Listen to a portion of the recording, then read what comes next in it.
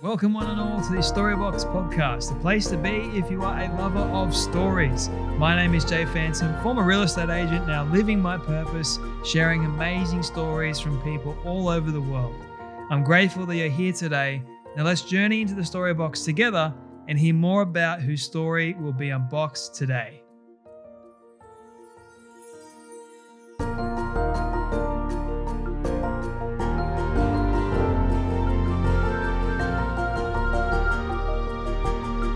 Well, everyone, I'm delighted to welcome Zac Perna to the Storybox podcast today. Zac is a YouTuber, fitness expert, entrepreneur, you could say. He's started a YouTube channel way back when, and he's got over, I believe, 600-something thousand followers on YouTube and Instagram. You built a following over 1 million people in such a short amount of time. You're sponsored by EHP Labs and Gymshark. You've done a lot of things. You've been able to help a lot of people out with their fitness goals. Your goal actually is to become the number one or leading fitness influencer in Australia, and also to change as many lives as possible through an honest, positive approach and genuine connection. Zac, it's an absolute pleasure to welcome you to the Storybox today. Thank you very much for having me. I'm excited to get into it. How many podcasts have you done, just out of curiosity? I only just started doing them maybe 2 weeks ago.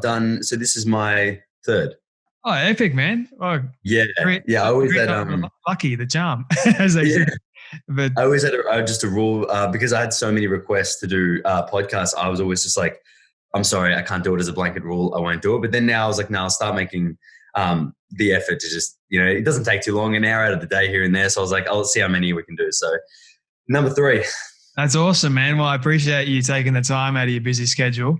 I usually have one question that I love asking people to sort of start things off, and that is, what does success look like to you? That is tough. I think success to me is having the freedom to do the things that you want to do and also contribute in a way that is meaningful to you as well, and be able to reach your full potential and just tick off your goals. That's kind of my own little definition of it, because that's what I try to strive for every day. Where did this definition of success come from for you? Has it sort of been like this gradual thing over time that you sort of started realizing it? Or is there like a catalyst moment somewhere in your life? Multiple, I think. I think like back when I first started on this, it meant a different thing, because I know that when I started, I looked to the superficial things a bit more as like the measures for success, like the money, all that sort of thing. And then in the numbers, especially in social media, it's such like a numbers game. But then when I got those things, I still didn't feel successful. You know what I mean? Like I'm like, oh, this is a bit weird. There's more to it. And then I found what things actually made me happy, which was like the fulfillment you get from doing something that you love and giving back, as well as challenging yourself and reaching those little goals, actually hitting them when you set them, instead of like, how can I put it? When I first started, I didn't have a lot of self-belief. Like I just would have goals very short term, very minor. I didn't really think, and it was a bit of like a lid on myself. And then in the past, probably only 2 years, have I opened that up with everything else. And then I feel like that's where I really enjoy that, where I go, wow, you can actually do a lot of shit in this if you have your head screwed on the right way. So that's why I guess the definition has kind of changed over in the last few years, just multiple events, because it started off very slow, if that makes sense. Because like I was saying to you in the beginning, I've been following you since pretty much you had around 5,000 subscribers, which for me is a lot. But just seeing the growth that you've had over the years, how long have you been doing it for now? I think nearly 4 years now. Yeah. On YouTube, 4 years, yeah. And since 2015 on Instagram. Yeah. So you've been doing it for such a short period of time. And when was it that you started seeing the most amount of growth? Was it this year, last year? I think probably my second year into it of YouTube. It was the second year where it really picked up. And maybe that was when I got from like over 100,000 subscribers. It was probably the quickest. Went from 100 to 300 real quick. There's a big blur there. So are you able to share with the audience why you decided to actually go on YouTube in the first place? 100%. Yeah. I was actually terrified. I never wanted to do it. I didn't like the idea of it at all. I was sponsored by, Strong Liftwear. Yes. Yeah, I do. Yeah. So the clothing company, gym wear in Australia, I was sponsored by them as my first like proper sponsorship. And the owner, Andrew, like we became really good mates, and he would always like help me out because he was a bit older. So he'd always give me his like advice. And I was only like maybe 50,000 on Instagram at that point. So I was getting there, but no YouTube at all. And he goes, man, you got to do YouTube. You got a different personality. You do weird shit. You're funny. I'm like, oh, okay. But I really didn't want to do it because like the idea of that was just stressing me out. But I'm like, I'll do it because he said it. So then I literally started putting out videos, and it took me like, I didn't mind it. Luckily I had my Instagram following that would go there. So I'd get, a few hundred views a video, maybe 1,000 views. And I just eased my way into it. And then I started to like how I could literally just like jump on there and then have a conversation with people, basically like just tell them, run through a topic, and then have all these people to go, wow, that was really helpful. And then it kind of like went into something that I actually liked doing. Like then I would do the food challenge videos, and then I did those videos like for me, basically, because that was like just what I wanted to do. So I want to know, like going back a little bit to, I guess, your backstory and how you got started in the fitness industry in the first place, and what sort of you wanted to be when you grew up. So are you able to share sort of like what your dreams, aspirations were as a kid? Yeah, 100%. It always changed when I was younger. I was always like very ambitious as a very young kid. Like I always wanted, in my eyes, the big things like the doctor, I always wanted to be a doctor when I was younger. So that was always the plan, I guess, in primary school. And then in high school, I kind of didn't really know, but I thought we'll just keep pushing and see what we can do. And then I decided that I wanted to do a business thing at some point. Like I just thought whatever it is, I wanted to be in business. I think I just wanted that look of the guy in a suit driving a nice car. That's kind of was like my thing when I was 17. I'm like, yeah, I want to do that. And so I worked pretty hard in high school and got a decent enter score. And then I did commerce at uni. So that was like my first, I guess, real world type thing where I was like, okay, well, what's going to happen? And I did it, finished it, but I didn't like it. So that kind of gave me the insight into, well, I don't really like this. I wasn't really passionate about it. And at that same time when I was at uni, that's when I was really focusing on the fitness side of things. And it was literally in that time, within that 3 years of the course, that I managed to make fitness a hobby to my job. So I skipped the chance of actually having to go find like a proper, like I did full-time jobs, like, working at the chemist, supplement shops and stuff, but really entering the workforce, like I skipped that and just went straight into fitness. So was there someone that actually got you into the gym, or was it more your curiosity? No, 100%. It was my brother got me into training when I was about 14, home workouts, running, because I was like an overweight kid. I was a bit chubby. So he got me started in the first place. And then one of my mates dragged me into the gym when I was 15. He's like, and it was a social thing, but I went there and it was just like so much fun. Like I loved it. I think from the first time I went there, I was like, it was fun. And then did it every day since I was 15. And then when was it like, okay, so you've done all that, you've finished uni, I believe, you got a degree. So you started your own business in fitness, or you started like, did you train as a personal trainer or nutrition coach or anything like that? Yeah, so I went straight to online training because at the time I was already doing the diet plans and just like PDFs for people. And then I got an opportunity to scale up the business a little bit and get my own app and really take things like to the next level in that sense. So that was probably bit over 2 years ago now. But my first kind of job in the fitness was just off social media. So just full time with YouTube and Instagram, and then the sponsors, all the stuff that came with that, and then doing my own stuff on the side. And it was just like a gradual build from there. So how do you, for a young person actually struggling with self-esteem, having gone through it myself, having low self-esteem for such a long time, and even for you, what would you recommend for a young person? Like how can they actually build their own self-esteem and self-confidence? That's such a good question. And I think it's so twisted in like the answer to that online now and what you see, because when I first started, I thought the answer was just in a physical sense, like look like this, you'll be happy, you'll be confident, you'll be fine. That's half the battle. Like if you can look better, it's good and it's going to do it for you. It's going to help. But I feel like if you don't address, and I've said this before, if you don't address like the reasons of why you struggle with self-esteem, then you're always going to have them. Like, especially you'll find in the fitness industry, you've got some of the best physiques ever, and they're the most self-conscious people you'll meet. You know, there's these girls that look incredible and they're like hate themselves because they never really have that conversation with themselves of like, should I be valuing myself on my abs or something bigger than that? So I like to tell people to have goals and like aspirations of what you want to look like, get your body, get your confidence there. There is some kind of superficial element to it because everybody wants to look good and it helps. But I really want to emphasize to like, especially the young guys out there, that you can't value that shit all the time. You know, you're not going to have abs forever. And then when your body goes or if something happens, you're going to feel like a piece of shit. So like I say, like try and tie your self-worth to bigger things than just what you look like. You know, like it's all well and good to be confident, look good. But if you really want that, it's got to be something that's not, you know, to do with looks. Like your ability to impact people, your contribution, who you are as a person, all that kind of stuff is what I strive to be more comfortable with just every day. So why do you think that you struggle with self-worth and self-confidence? Was it because you were a chubby kid? Yeah. Because I didn't have that body that like, even just a skinny kid with abs, you know, like a kid, you forget kids just want that. And if they don't have it, it feels like it's very embarrassing, you know, it's very like, it just affects them and nobody would really know it because you just think, oh, kids are young, they probably don't care. And it's like a lot of them most of them do. Yeah, I noticed like there's 13, 14-year-olds hitting the gym now, trying to build muscle and, you know, trying to get into fitness, so to speak. It's all superficial. It's all to look a certain way to impress people.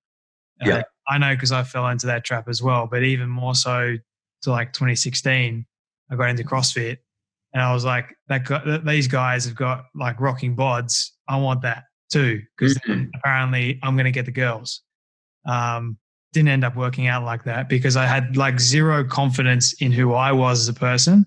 And I thought that when I got the 8-pack, when I got, you know, ripped, because that's what happened, I was just like, well, where are the girls at? Like, come on. But nothing. You would have thought you'd figure it out as well. You would have thought you'd get that confidence as soon as you achieve the look. And it's just, exactly. It's just not like that. It's something deeper though. Like you've got to actually figure out, who am I? I've got to figure out like what is my purpose? What's my identity, so to speak. And it's not really found, like the body helps, but like you said, the looks fade. You're not going to have the 6-pack all the time. You know, I'm getting older. I'm like 24 now. And I've noticed like it's a lot harder. Your metabolism starts slowing itself down over time. Like when you're a young kid, you can eat whatever you want. And you've got the genes, so be it. Like do you get, I don't know if this happened to you, man, but when you're growing up, did you used to get jealous of people that were like, they could eat whatever they wanted, eat total rubbish and still keep the 6-pack? Didn't understand. Yeah, like because I love food as well. Like I really love food, have my whole life. So I was always like, how is this a thing? Like just didn't get it. It's just, it wasn't fair. But now like everything that, you know, you with fitness, with business, the whole thing, all of that for me, I realized that, okay, my purpose is really to help people. So what I want to ask you, Zac, is what's your purpose and where did you find it? That's a good question. I think my purpose is definitely to impact other people in as many ways as I can. I think like in my element, it's entertainment and empowering people through fitness, because that's like, it's my passion is fitness. But I also really love to entertain people. Like, so that's kind of like, I found my little crossover with like, you know, just combining knowledge and entertainment as well. So that's my biggest thing. So that's what drives every piece of content, every single thing that I'm doing every day is that purpose. Do you ever get sick of it? No. I get sick of little bits of it. Like maybe if I'm doing something that's repetitive, little mundane tasks, but I'm lucky that I have so many like ways to diversify. Like if I'm say filming YouTube videos, I'm not filming the same video every time. It's like, it's always so different. It forces me to be creative and think about things, get better at the craft of actually making videos too. That's a big one that takes a lot of time and is fun too. So I guess it's different enough every day that I'm like happy to keep doing it. What do you do when you get the negative comments? Don't even acknowledge them, to be honest with you. It's it depends. Like if I get negative comments from my mates or like family or somebody I actually care about, and they're saying something that they're doing it for me, then I'll be like, okay, I'll listen to it a bit. But if it's from randoms online, which 99% of it is, I've learned just to get a little bit of thick skin and either don't even look at them, like don't even read into it, or just don't overcomplicate it, overthink it, and like take it personally. Because I just found that people are always going to say, just talk absolute shit, especially if they don't know you. Like you'll get people that will find my channel and just suddenly one video that it might make them just hate me or whatever.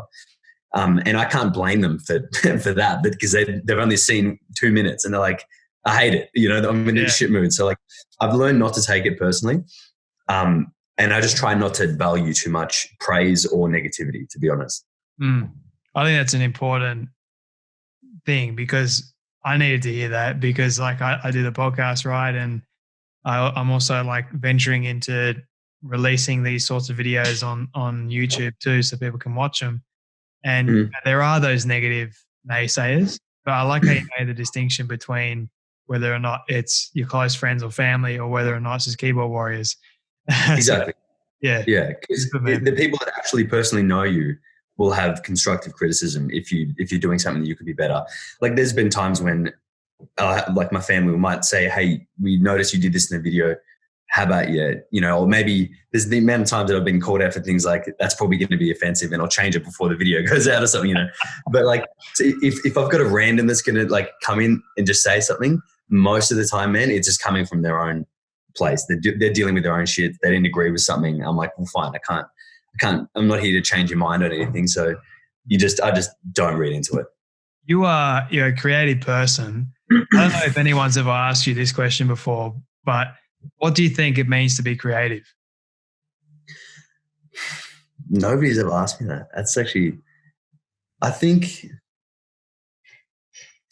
like using what you've got and your own tools and just thinking outside the box. So like taking inspiration from things that you like and like aspects, but then being able to sit down and flesh it out into a bigger idea and then just like run with it. And just whatever you kind of thought was a good idea at a time, just go with it.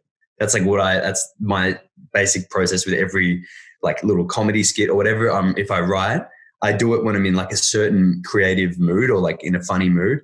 And if I think it's funny, I'll script it immediately and I won't second guess it, because I'll then go back to that like a week later, read it and be like, what the hell? That's as if that might be a bit weird or whatever, but I'll still do it because I feel like at that point in time I was running with it and I was confident. I'm like, this is good. You know what I mean? So it's like getting in those zones and those flow states and just going. That's a good answer, man. Like I always thought creativity was like a way to solve problems too. Don't mind my dog. She's just walking out. She got sick of talking. But yeah, it's such a powerful thing. And I'm always curious about, because when we say, oh, I'm being creative, what does it actually mean? Like when you break it down. And what I want to ask you, man, is like, is there a peak moment in the day for you where you feel like you are the most creative? Yeah, I reckon immediately after a morning workout. So maybe 10 a.m. is pretty much my, like, because then I'll still be fasted. I won't eat until like 11:30. And usually at that time, I'm pretty much good to go. I think I agreed to this podcast at around that time or something. Like that's usually like the way that my brain works, is that I'm just saying yes at 10, 11 p.m. running on endorphins and creativity. Like it's always when I do my best work. Nice, man. So like what does your schedule normally look like on a daily basis? I used to get up super early, so maybe around like 6, earlier than that. And then I'd do a little bit of cardio because I think the mornings were always good in terms of my productivity. If I really need to smash something out, like I can work hours in the morning, no distractions, nothing. But lately what I've done in the past probably 3 weeks, which has been really good, is especially like with lockdown and everything, I'll wake up around 7, so I'm getting around 8 hours sleep. And then I just go, I start, do you want my whole routine? Yeah, go for it, man. Okay, I'll give you the whole routine. So it's basically the same thing every single day. I wake up around 7 and then I'll go out and I'll read for around half an hour, bit over. And that will be a book on something that's like actually challenging to like my brain. So maybe like a self-development one or something to do with like a marketing or something like that, something I want to learn. And then from there, I'll go down and do a workout, still fasted. End of the workout, I'll do 30 minutes cardio because I'm currently dieting. And then I'll come back up, cook some food, bring it to my desk here, and then get started on whatever work that I'm doing that day. So usually like I'll already have planned out what I'm going to do that day, like the night before. So then I start work, and then from, I reckon, 11 a.m. until probably 4, I'm just sitting here doing whatever it is. Or if I'm filming, then I'm out doing that. So maybe 3 times a week I'm doing more filming stuff, and the rest is like an office job. And then I'll be in bed at around like 10, and I'll read again, a different book, something that's not as like mentally draining, if that makes sense. Like, so I can switch off a little bit, and then do a bit of journal writing before bed, and then plan out the next day. And that's just repeat. It's pretty much similar to my routine, except without making videos. So yeah, for now. But I'm always curious about the kind of, you're always going on different diets and you're always giving information to people about different diets. And is there one particular food that you couldn't live without? Yeah, there's probably heaps. I think every single day I have. Lately, I've had bread for as long as I can remember, like every single day. I think because when I was younger, it was like such a bad diet food that I couldn't have it, so I like never put it in my diet. So it's such a bro thing. And then now, when I realized that I could actually have it, I think I'm just like I have to have it every single day. But I also have had like probably a bit of chocolate every single day as well, because I'm just a bad snacker. Like, if I'm like bulking, I won't snack at all. If I've got all the calories in, I'm like, I hate it. But if I start to diet, I just have to live with it. So have you ever gotten to the point where you're so skinny, you don't have any fat on you, that you feel miserable? Oh yeah, multiple times. Yeah. When I did my first bodybuilding competition when I was like 19, and that I remember, oh my God, it was the worst. Like, this is like why I think that people shouldn't glorify competing as much, because like they don't hear about this side of thing. But when I was like, I literally had no body fat at all. I was eating, my diet was so boring. I was having egg whites and a little bit of sweet potato for breakfast, and that was my carbs. It was just sweet potato with egg whites. And then for my next 2 meals was a tin of tuna in water, like a big one, and broccoli or other green vegetables with no dressing, just apple cider vinegar on top of it, right? And I'd take that to uni with me. And then post-workout, I didn't even have a protein shake. I had another big tin of tuna in water. Dinner, I had chicken or white fish and vegetables. And then before bed, I had a sugar-free jelly thing. So the calories would have been maybe 1,300 if I was lucky. And carbs were like non-existent. And I was doing an hour plus cardio every single day. And I was just dead. Yeah. But in my mind, like when I just commit to something, I just go robot. Yep. Didn't give myself a choice. And I just went nuts. It was bad. I can say, like, I wasn't competing for any competition, but towards late 2016, early 2017, I did something pretty stupid. I got the bug because I stopped doing CrossFit. So then I was like, what am I going to do for fitness? I started running, and I've never been a long distance runner before. So I just sort of built my way up to it and started getting better and better at it, because that's how my brain works. And then I ended up running for 2 hours every single morning, like seriously a marathon. How far would you go? I'd probably go about almost 18, 19 kilometers, 20 Ks. Yeah, every single morning, man, without fail. I would just go and go and go, listen to podcasts. And I didn't eat properly either. Like, my diet consisted of 1 kilo bag of spinach a day and cheese sauce. Really? Cheese sauce. I made cheese sauce all the time and put that with the spinach. And I'd eat it like it was going out of fashion. That's all I had. No protein. No protein. Completely stuffed up my bowel, everything, which ended me. Shit. I ended up in hospital for 9 days after it. And I had a nurse, man. She comes up to me. She's like, so why do you run for 2 hours? And I'm like, I don't know. I like it. She's like, but no, why? And I'm just like, you don't need to run 2 hours. And I'm like, well, but I thought I was fat. So I needed to get my mind right. And, but the funny thing is, during that entire process as well, Gordon Ramsay became my hero, and I started learning how to cook. Started learning about nutrition, about proper foods. And then when I left it, I was like, this is great. I'm gonna start cooking. But it took me another year and a bit to really get my mind properly. It's hard once you get stuck in that way of thinking. Like, it's pretty hard to break those thought patterns and like just normal habits. Like, it gets a bit weird, especially when you get down that body dysmorphia side of things. It just gets very weird. It is. And it's sort of like you don't want to put on the weight.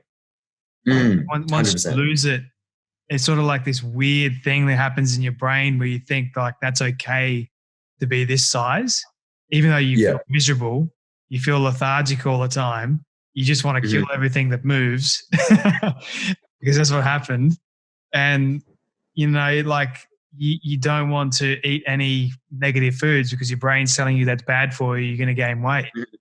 But I think when you shift it helps. And that's what I like about your videos as well is there's no bullcrap. It's just straight down the line to the point. This is the truth of it. Yeah. I've been able to I like how you have a combination of foods on your channel. It's not just, and you have bread too. Yeah. I have most foods, to be honest with you. I love all food. So I try to like incorporate, especially now, whatever I'm like feeling like, I'll just incorporate that into my daily diet, because I feel like the more you feel like you can't have foods and the more you miss them, the worse it does. Like just keeps taking its toll in such just a progressive way. So I found if I am starting to think I really want that, no, I can't have it, shouldn't have it. If I get those thoughts, I need to just like block them immediately. You know, like that's why like I said before, I have chocolate probably every day, because if I didn't, it'd get to a point where I go, I'm building it up. And then on one day I'll go all out and binge. You know? You call it cheat day, and then it's okay. You know? Is there such thing as a full-on cheat day, or is it just a cheat meal? It used to be a cheat day, and I can vouch for every single person dieting that gets to a low body fat. You can probably agree, is that when you give yourself these cheat days and refeed days, you can happily go and eat anything all day, like 5 meals a day. You could have around 6,000 calories gladly. They're glorious days. they're so good and they're so bad, you know, because what it's actually, I remember like when I was probably 19, 18, when I was first doing them, my refeed days, and I just had all these cravings for like everything. I'd probably put away 7,000 calories or 6,000 calories. It was silly. But then I felt like it was all right because it was just the one day. And then everyone's like, oh no, one day I can't do that to you. It's all good if you have one day. It's like as if it's strategic. But really the problem, and like this is what I've been thinking lately a lot about like the industry, is that people think that that's all right. And then everybody dieting gets to this point where on one day of the week, if they like hold it in that much, they're going to binge at some point. Like it's kind of just their body's they're fighting against their own body. And so if you're not aware of that, it'll hit you and you're like, shit, what do I do? And then you've got to deal with it. I think firstly, get your mind right, then work on the food. Like you got to see food as a good thing, not a bad thing. 100%. And once you get that right, then you can start, I guess, playing with flavors and all that sort of stuff. But what I want to ask you, man, is I've always been curious about this question. What is the weirdest food combination you've ever had? Weirdest food combination? Oh, like weird isn't good or weird isn't bad? Can be both. Like I'm curious about both. Okay, I reckon probably the most surprising recently, I'm going to say, see, I only had Vegemite and eggs the other day, like for the first time, probably a couple of months ago. That was the only time I've had it. And I was like, holy shit, how haven't I had this? It's actually sick. So that's been like a few breakfast choices. And another good one, which is not weird, but it probably makes a lot of sense. Have you had that Biscoff spread? Yeah, man. Love that stuff. Hey. So that with, and I mix it with protein yogurt, like just Chobani and like whey, vanilla protein yogurt, that, and then some jam. And it just tastes like this cheesecake bowl of goodness. Oh. It's the absolute best. That's like my go-to dessert. That is so good. I have the YoPro, YoPro salted caramel, the vanilla, and I put peanut butter with honey, not almonds, walnuts, and macadamia nuts. I mix it together. Oh, it's heaven on earth. I get the biscuit occasionally if I'm feeling it, but feeling adventurous. Feeling adventurous, yeah. But for the most part, it's just the peanut butter. Like smash half a jar of peanut butter a day. No way. Yeah, man. Actually, 100%. Peanut butter addict. That's crazy. Peanut butter addict. And here's another one. I think you got to try it before you mock it. You know these the rice crackers? Yep. So you have rice crackers. I put butter, peanut butter, and cheese. Really? Yes. What kind of cheese? Just like regular sliced cheese? You get cheddar cheese if you want. Or you can get Gouda. That's full on. I can't even imagine that. Is it good? Is that one of those things where it's only good if you're eating like 500 calories a day? And this is like spinach and cheese sauce all over again. It's pretty much. Not kidding. Anything tastes good when I'm dieting. If I get my calories so low, I'll give it a go, and I'm like, this is the best thing I've had. Pretty much. Like I say, I figured it out one day. I'm like, well, I wonder what this would taste like, So I did it, and it just became like this little addiction that I had every now and then. I just go, if I'm feeling hungry and there's nothing else in the fridge, if I don't want a massive meal, then I'll just go crackers, butter, peanut butter, cheese. Let's go. Well, it's so strong in flavor that like I'm sure that would be actually pretty like satiating because it's just all like very intense. It's the best thing ever, man. Like you got to. I'll give it a go. Give it a go. Let me know how you go with it. 100%. Dude, I've got a couple more questions for you. Like, really love this conversation, by the way. This one is my legacy question that I ask people at the very end. Being able to reach the age of 100. Now, I don't even know how old you are at the moment, but imagine for a moment you've been able to reach the age of 100 and your friends have put together a film for you of everything you've ever said and everything you've ever done. Don't ask me how they got it all. We'll just call it magic, but they just did. But I don't think it'd be too hard because you're putting everything out there on YouTube anyway. But they've shown it to you on your 100th birthday. What do you want that film to say and to show about your life? I guess I'd want it to show a sense of like just me being me, completely different, completely weird. What they say, unapologetically yourself. I'd like that because that just shows that confidence, not caring about what other people think. That's like a big one that I'd want to have. And also I'd want to see what I do have an effect on a lot of people, like better other people's lives in that way. And then I'd want to see that I had a good time and enjoyed it. And I'm 25 currently as well. You're 25, man. I'm 24. They're not too much age difference. It's cool. You look older than me, I reckon. Oh, thank you. I do. I get it's the glass with facial hair combo, I reckon. Yeah, I get like I look 30, but yeah, I would have thought that. Yeah, but I always say I'm young at heart, old in mind. Yeah, you do look wise. Yeah. Thank you. Funny. I've always wanted to ask you this, man. Is there someone on the cards for you in terms of female relationship? Anyone on the cards? Nah, not currently. Nah, I'm very picky. I can't be with a girl if it has a personality of a brick wall. It's just not on. So this is one of those things where I'm happy to wait. I'm a patient guy. So at the moment it's just me and my dog Bear. Nice. At this point. Same with me and my except she walked out on me a while ago. I saw that shit. She walked out on me. Yeah. She just left. She had enough. That's great. My last question for you, man, is what is the worst piece of advice you've ever received?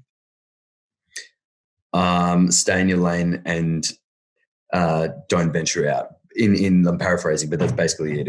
Putting a lid on yourself and not trying to really have a crack and see what you can do. There's been people when there's those people try to kind of like they do it in a way to make themselves kind of feel a bit better. And they're saying, oh, maybe don't dream too big. It's like one of those things. And that really grinds my gears because like as a young kid, you'll probably believe that. But now it's like, as you realize what you can do, you can go, nah, that's terrible. That's terrible advice. So in any of those, any way of saying that, 100%. Sorry, I'm smiling because I like that answer. I'm smiling because my dog just walked back in. She came back into my life. She's back in. I'm so happy for you, man. Good stuff.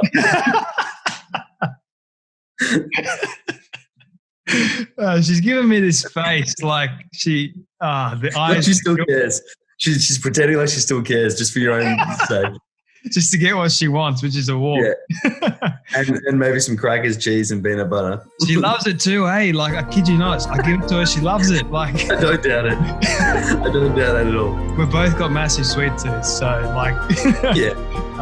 Zach, man, it's been an absolute pleasure having you here on the Storybox. Thank you for being vulnerable and for sharing your story. I really do appreciate it. Of course. No, thank you for having me. It was good.